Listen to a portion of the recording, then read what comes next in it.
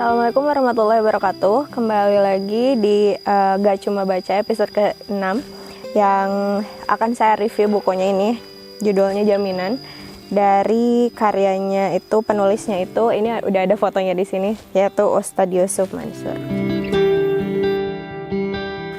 Nah, dari buku ini sendiri ada daftar isinya. Ini sedikit sebenarnya, cuma ada 5 bab aja. Yang pertama garansi, kemudian syarat jaminan, kunci-kunci jaminan Allah, bentuk jaminan, kemudian jaminan yang kita minta.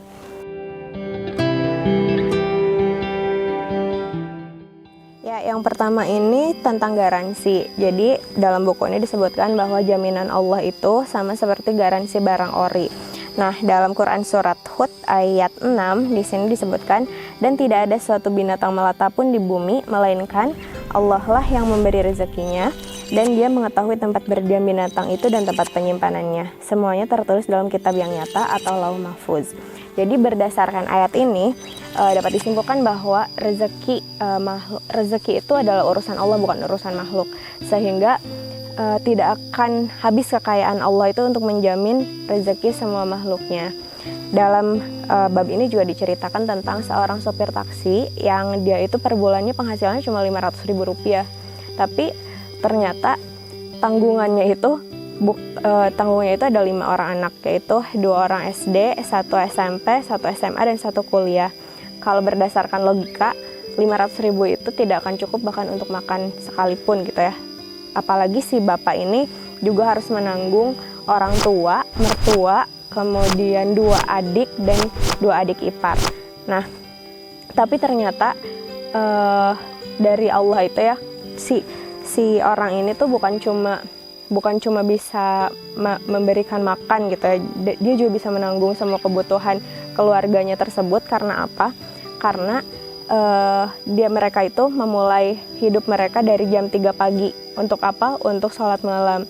Dan mereka memohon kepada Allah untuk dicukupkan segala rezekinya, dicukupkan segala kebutuhannya. Sehingga si Rp500.000 ini bukan cuma cukup untuk makan, tapi juga bisa ditabung. Karena jaminan Allah itulah yang mereka terima. Sehingga yaitu tadi, dia bisa nabung dengan Rp500.000 itu tidak terpakai sama sekali.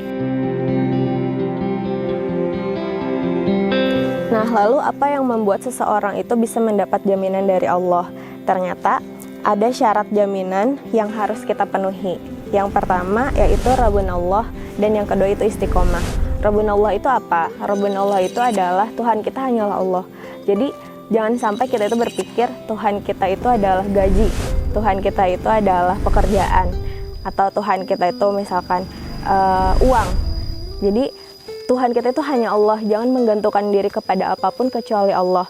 Jangan sampai kita berpikir, kalau saya tidak mendapatkan gaji bulan ini, maka saya tidak bisa makan. Atau kalau saya tidak mendapatkan uang dari hasil penjualan tanah ini, maka saya tidak bisa pergi umroh. Nah, itu sudah menuhankan yang lain selain Allah. Selanjutnya, di sini juga dicontohkan tentang film Kun Fayakun, yaitu seorang tukang kaca yang suatu hari dia itu butuh uang untuk memenuhi kebutuhan pokok keluarganya, tapi ternyata hari itu tidak ada pembeli sama sekali. Tapi yang namanya Allah itu tidak punya sebab akibat. Misalkan kalau kacanya terjual, maka dia akan bisa makan dan memenuhi kebutuhannya hari itu. Tidak seperti itu terlalu simpel. Karena Allah itu tidak punya kasualitas seperti itu. Kadang mungkin dia bisa mendapatkan rezeki dari mana saja. Contohnya, si anak tukang kaca ini ternyata sholat berjamaah di masjid, kemudian dia bertemu seorang bapak yang kehilangan sandalnya. Akhirnya si anak ini memberikan sandal dia sendiri untuk si bapak ini, dan si bapak ini memberikan uang 300.000 untuk anak ini, dan saat dia pulang, dia belikan untuk kebutuhan mereka sekeluarga. Dan bapaknya yang tukang kaca tadi nanya, katanya, ini uangnya dari mana? Ini dari Allah. Seperti itu. Nah, kemudian istiqomah. Istiqomah itu apa? Istiqomah itu teguh pendirian, lempeng, tidak boleh miring kiri, tidak boleh miring kanan. Istiqomah itu seperti dicontohkan supir taksi tadi. Kalau misalkan sudah waktunya sholat zuhur, mau dia ada penumpang atau tidak ada penumpang, dia harus mepet dulu ke masjid nih untuk sholat zuhur. Itu Allah menyukai orang yang sholatnya tepat waktu dan berjamaah. Jadi itu contoh istiqomah. Nah, selanjutnya ini adalah tentang bentuk jaminan. Jaminan itu ternyata ada bentuknya, yaitu ada 3. Yang pertama, diberikannya solusi. Yang kedua, ditambahkannya rezeki. Dan yang ketiga, diurusi segala urusannya. Nah, dalam bab ini diceritakan tentang sebuah cerita, itu seorang bapak, namanya kita sebut saja Bapak Chandra. Nah, beliau ini ngontrak rumah tapi tidak punya uang untuk bayar kontrakannya tersebut. Terus si pemilik rumah ini memberikan 2 pilihan, keluar dari rumah itu atau si rumah ini akan dijual sama dia. Ternyata betul aja, sebelum dibayar itu sudah jatuh tempo, belum dibayar, terus sama si yang punya rumah ini dijual lah rumahnya ke pemilik rumah yang baru. Ternyata kalau yang namanya sudah rezeki si Pak Chandra ini, ternyata Allah itu berikan solusi yang lain gitu. Gimana caranya supaya dia tetap bisa tinggal di rumah itu, yaitu dengan cara si pemilik rumah yang baru ini malah memberikan kepada si Bapak Chandra ini untuk tetap ngontrak di situ gratis tanpa harus membayar biaya kontrakannya lagi. Berarti si Bapak Chandra ini udah mengaplikasikan syarat itu. Iya sudah. Itu udah tawakal gitu ya. Iya. Nah, selanjutnya ini adalah jaminan yang kita minta. Jadi di sini dituliskan kalau minta sama Allah tuh jangan cuma minta jaminan rezeki gitu ya, jangan minta jaminan uang aja, tapi harus minta 3 hal. Yang pertama, jaminan pendampingan saat sakaratul maut. Yang kedua, dibukakannya pintu surga. Yang ketiga, ditutupnya pintu neraka. Oh, jadi sebetulnya jaminan itu yang penting itu kehidupan setelah dunia ya? Jadi ya yang di dunia penting, soal uang, soal rezeki dan lain-lain. Tapi yang di akhirat pun, yang setelah meninggal itu pun juga penting gitu. Karena mungkin dunia fana ya. Yang terakhir adalah kunci-kunci jaminan Allah. Nah, di kunci-kunci jaminan Allah ini cuma ada 2, yaitu kuncinya harus memegang Al-Quran dan hadis. Sementara di sini juga disebutkan bagaimana kalau kita melihat orang lain yang tidak berperilaku berdasarkan Al-Quran dan hadis. Ternyata itu memang kata Rasulullah harus ditegur. Ada 3 bentuk teguran. Yang pertama itu dengan tangan atau dengan kekuasaan, yang kedua dengan lisan, kalau tidak bisa juga dengan hati. Mungkin maksudnya dengan doa gitu ya kalau hati itu. Nah, kemudian di sini juga dibahas ada 4 wasiat Rasulullah ketika beliau sakaratul maut. Yang pertama adalah umatku. Yang kedua adalah pesan tentang sholat. Yang ketiga adalah kewajiban atasmu sholat, kewajiban atasmu sholat, kewajiban atasmu sholat. Jadi masing-masing itu disebutkan 3 kali. Kemudian yang keempat, kewajiban atasmu sholat dan kewajiban atas orang-orang yang ada di pundakmu. Jadi sholat itu adalah pondasinya. Kedua juga sedekah. Bagaimana sedekah itu penting. Kemudian di sini juga dituliskan kita harus rakus-rakus untuk melaksanakan yang sunnah gitu. Jadi yang wajib harus dilaksanakan, tapi harus rakus juga beribadah yang sunnah-sunnah. Nah, di sini ada dicontohkan sebuah kisah tentang seseorang, sebut saja Bapak siapa ya? Bapak Chandra. Bapak Chandra lagi. Oke, nah si Bapak Chandra ini selama 2 tahun dia nggak punya pekerjaan nih. Nah, tapi setelah 2 tahun itu dia mendapatkan saran gitu dari seseorang untuk coba deh sholat malam selama 40 hari berturut-turut. Nah, selama 40 hari itu benar dia sholat malam dan minta doanya itu cuma minta pekerjaan. Ternyata betul setelah 40 hari atau sebelum 40 harinya itu dia dikasih pekerjaan sama Allah, yaitu jadi OB. Dia sebenarnya agak sedikit kecewa gitu ya, wah kenapa OB gitu. Tapi ternyata dia emang mintanya pekerjaan kan, bukan gaji besar gitu. Jadi dia terima aja. Nah, setelah itu dia akhirnya ingin menaikkan derajatnya. Jadi dia sholat malam lagi nih 40 hari.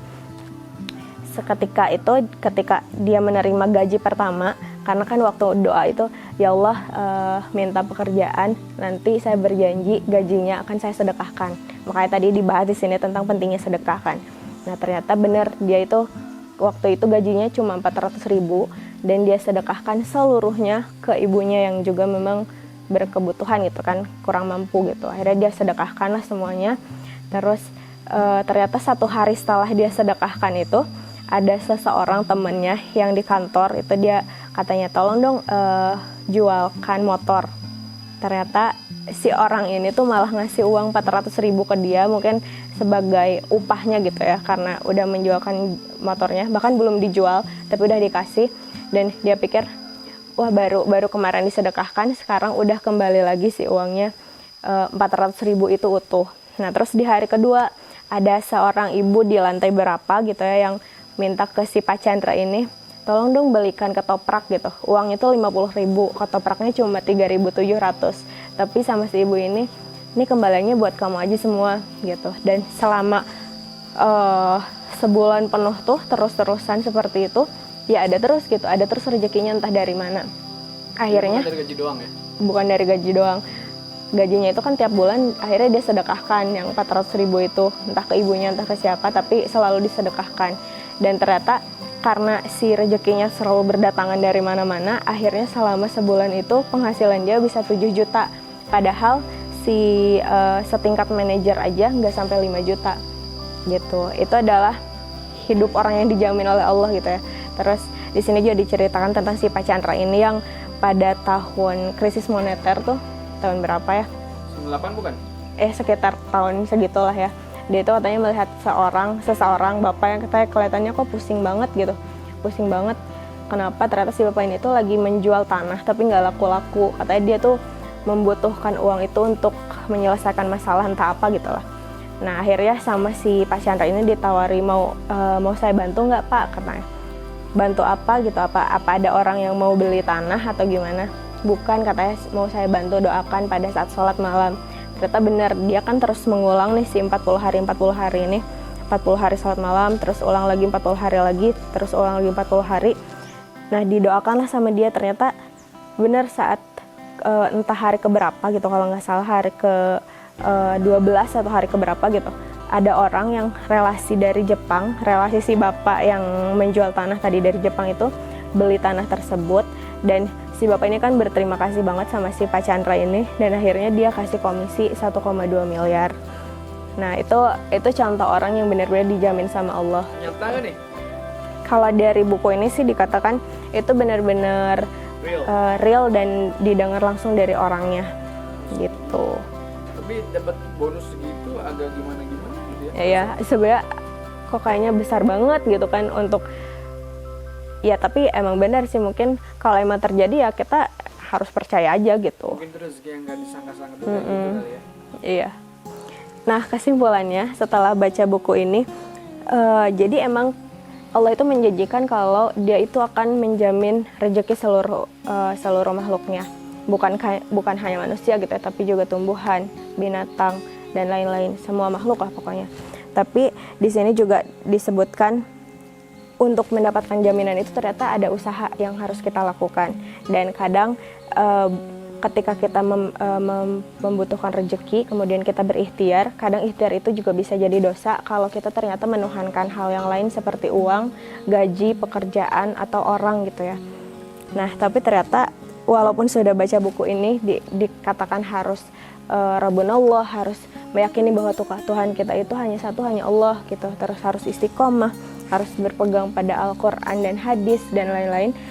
Ternyata untuk saya sendiri memang itu hal yang sulit, karena tingkatan iman dan takwa seseorang itu juga berbeda-beda, dan itu adalah sesuatu yang harus kita usahakan terus-menerus, bukan hanya berhenti di situ. Mungkin entah sholat malam pun masih bolong-bolong gitu ya. Sementara di sini dicontohkannya 40 hari terus, 40 hari lagi, 40 hari lagi, dan itu benar-benar sulit gitu.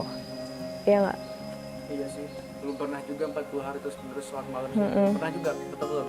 Belum, apalagi kalau perempuan mah kan ada haidnya gitu ya. Tapi itu bukan alasan sih, maksudnya di sini kan mungkin harus rakus tuh sama yang sunnah tuh, bukan cuma sholat malam gitu, mungkin sholat duha juga, puasa sunnah juga dan lain-lain gitu. Jadi ini readers, gimana buat para readers, buku ini recommended juga? Ini recommended banget karena isinya bagus banget gitu. Maksudnya kapan kita berpikir kalau oh ternyata ternyata kemarin itu kita menuhankan gaji gitu ya. Ternyata kemarin itu menuhankan uang gitu. Kita kan tidak berpikir seperti itu. Kita pikirnya kita sudah ikhtiar dengan benar, sudah sholat dengan benar. Ternyata mungkin ada yang salahnya juga gitu. Katanya kan di sini dibilang hidup ini tentang muhasabah gitu. Allah itu nggak pernah ngasih rezeki itu statis gitu, nggak pernah statis ya. Jadi selalu dinamis kali ya. Jadi kalau misalkan rezeki kita selama 5 tahun misalkan gitu-gitu aja, maka itu kita harus muhasabah atau introspeksi diri gitu. Oke, jadi pokoknya mah ini bagus isinya mah ya.